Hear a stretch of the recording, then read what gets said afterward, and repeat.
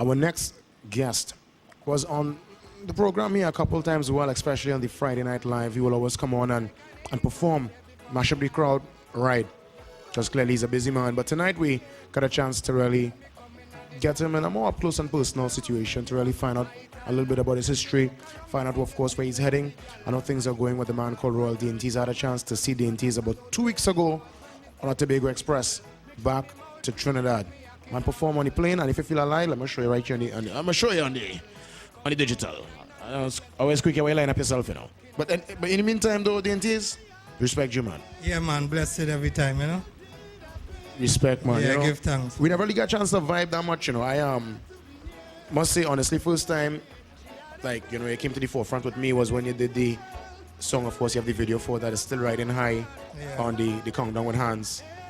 And that tune is something that even Blaze always says that it sounds like, not so much like Beres, but it's that kind of soul and that sweetness you get from Beres. Yeah, man. That smoky style, it just, yeah, man. Thank you very much, you know. Is he like somebody that you really look up to in the game? Well, actually, yeah, you know. From long time I always liked Beres, you know. Beres is a hard artist, you know, a very good artist, you know. Yeah, man, yeah, man. I don't know, Squeaky, I don't know if you could capture this, man. I've this in the camera now. I say I had to capture this boy. Let's see. You can zoom in. Oh, straighten up. You can zoom in there. No, does he hard to zoom? Anyway, that is Dainties holding on to the telephone, singing in the plane. You think it easy? I know Ziggy set you up for that one, you know. Ziggy is my response. Ziggy set you up. Yeah, You Ziggy set him up now. Go in. Yeah. You understand? Yeah. Let me know a little bit about the history, Dainties, where you're from, and let me know about the growing up and the years, man, coming through. Well, I'm from Shogunas area, you know, along Malanasha area, Enterprise, you know. You and Asha go way back, huh? Yeah, man, from youth, you know. From small, you know, practicing, singing. You know, actually, them time Malan had like a little amplifier and we used to use a headphone, you know, plug it into the mic input and, you know, do a little thing, you know, practice, you know, from morning straight till night. This was more back what? But like all in the 90s and things? Yeah, it could be in the early 90s. So what, that was what, school days or that was after school? School days, yeah. What school was that? What school you all went to? Shogunas Senior Comprehensive. And before that was what, the junior? Junior, yeah. And before that, what primary school? Government of... So the area Shogunas, man? Yeah, you know. Wow. And I mean, at what point you recognize you had that talent? I mean, everybody coming up will have a talent for probably a sport or dancing. Few of us really tap into that singing ability. When you recognize you could really belt out notes and things, man? Well, actually that happened like just a couple of years ago, you know. You know, when I was doing some soul searching in myself now, you know. While going through a little fast and a little prayer and so on, you know. Reading plenty literature, you know, it enlightens the soul then, you know. And then when the soul is joyful, then, you know, it come like you hear this voice singing now, you know. So after hearing this voice singing within myself, you know, I just decide to put the words to the melody that I hear, you understand me? You know, and then I realize, well, yeah, but, you know, this thing singing kind of all right, you know. And the people them who hear me, you know, they come and say, well, yeah, you know, you have a lot of potential and so on, you know. And so I just use, you know, the words, the encouragement that I get from the people to motivate myself a little more, you know. When you were practicing with Marlon Asher, back then, he was more the one driven to sing. You were just there, what, adding support, or he encouraged you in a way? Who encouraged you in this situation here? Well, I know you and Marlon go way back. Yeah, you know, actually the power was just between we as brethren, you know. You know, because it just wasn't me and Marlon Asher alone. It had other brethren around too. You know, but Marlon, you know, he always had like a burning fever for the music still too, you know. So, you know, I guess it's just like an energy pass from he to me and then from me back to he. And, that kind of vibe. Yeah, that kind of vibes, you know. You always practice reggae? You all ever like dabbled in soca, R&B, slows, that kind of stuff? Yeah, I tried soca and thing in the earlys, you know. What name you went by under the soca vibes? Them time I was David Jr. You serious? So is it a conversation wine and thing? No, I never really reached that far, you know. But actually, I just recorded a little song, me and Malanasha. We did it at a studio in Couva. This guy, I can't remember his name offhand. But he's a well-known artist too, Major Yankee or I know something. Major Yankee. Right, He had a you know? studio back then. Right.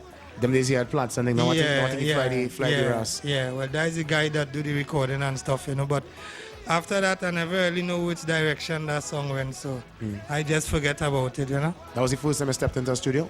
Yeah. What's his name again? David Jr. David Jr. Yeah. I'll show you wine on stage the Dainties. You might well tell me, you know. Well, yeah, you know, in the early you come out man, and- yeah, I do a little thing, you know. Yeah, man. But I mean, we all had to start somewhere, and clearly you kind of found your calling because you just slipped into the reggae vein. So good and so authentic because, I mean, I had a nice debate with artists about 3 weeks ago. He said that, you know, no longer should we say local reggae artists because at the end of the day, you're international, you're flying, Okay. you're carrying the flag. But whether you say local, whether you say reggae artist, whatever the case, the fact of the matter is that reggae is really indigenous to Jamaica. That's their thing. But the same way their music is like a Jamaican music, it is indeed Caribbean music, just like how soca is our music and a Bajan will do it and it will sound authentic. Exactly. And you all sound authentic. If you bring a man from Germany and say, listen to that, nobody could even tell that it is a Trini that did the song because it is done so authentic, and I'm quite certain you all getting respect even in the land of reggae, which is Jamaica. Yeah, I hear you all quite right so. now in demand and the song's playing up there and there. Yeah, you know, well, up the islands, you know, the song doing pretty well. It have some Jamaicans in Trinidad, you know, and some of them meet me after shows and thing and actually tell me, well, yes, Dainties, you're going good, you know what I'm saying? You know, and, you know, so I just thankful for the support, you know. If you could combine with any of the Jamaican artists who you would love to do a combination with, a little duet with? Well, various, but, you know, I like Egyptian style of music, you know. Egyptian. Yeah, man. Powerful. That's Yeah, the person man. that right now you rate. Yeah, you know. Yeah, man. I want to find out a little bit here about yourself and Marlon, because what I understand, I need to find out from you, is that the ganja planter was actually penned by you. Is that the case? No.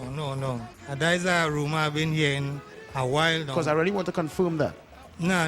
You know, that song was done by Malanasha, written and sung and everything by Malanasha. Oh, because what I was hearing, and I said I wanted to find out so we could, you know, sometimes it's good to clear the air, and that's why it's good to have in the set. They said that you penned the tune, and then Marlon sang the tune. So I was like, but I can't understand that one. Well, I couldn't understand it myself, you know, but, Where that come from? That just well, I guess people just like to be critical, you know what I'm saying, you know, so it have, some people like the man, some people don't like the man, some say good things, some say bad things, you understand me? So, you know, I guess it's just like part of life, you know what I'm saying? So I guess we got the confirmation there. That was indeed penned and sung and sung stuff by Malanasha. yeah, everything by Malanasha. And you all have always been tight. Yeah, man, good brethren from long time, man. Were you all ever part of like a duo? Because that was another issue that was kind of up in the air. They said that you all were actually a team singing in combination. Was that ever the case? Well, yeah, you know, at a recent time too. Yeah, I know. Yeah, you But it was know. never officially like a group then. It was always Dainties and Asha, but if you all bounce up on a stage show. Yeah, we do a thing together, yeah, you know. For sure. Yeah, man. Let me know about, well, clearly, I mean, since last year to now, you're riding a nice wave of success. I mean, you came out last year with the Feeling Nice. Feeling nice, yeah. Obviously, you know, you did a video for it, and Yeah. that tune to me is like a true classic, Dread. Yeah, and Wait, people wait. them still love it, which I'm thankful for. Where you got the melody and the inspiration for that one there, man? Well, melody and inspiration come from the Father, the Most High God, you know what I'm saying, you know. And as I say, you know, when the soul joyful, it will bring forth a melody, you know. So, after hearing the music, you know, the music itself You is... heard the music first, huh? Yeah, you know, the music itself is actually saying something like that. And if you are feeling like, keep on that. You know what I'm saying, you know? So I just put the words to it. It's like a renter Thailand when you always see the parents too, the mommy and the daddy is just Yeah. moving then. Yeah. We're going to take a small pause and come back and explore some more as we come up from, of course, the days of David Jr. The junior sec days, come Yeah, days to who Dainties is today. So stay plugged in, more Dainties after the break.